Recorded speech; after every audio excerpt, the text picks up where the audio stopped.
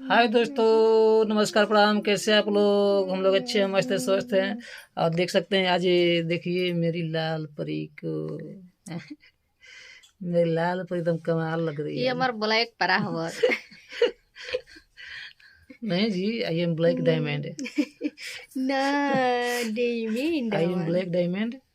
और ये है ये है माई डायमंड माई की। Red angel. हम्म।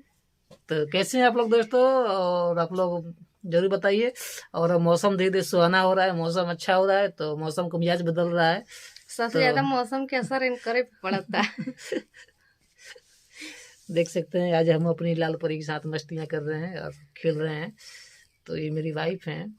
तो ये मेरी बहुत खूबसूरत वाइफ हैं। लिपस्टिक लगा के लिपस्टिक ले बुका हो।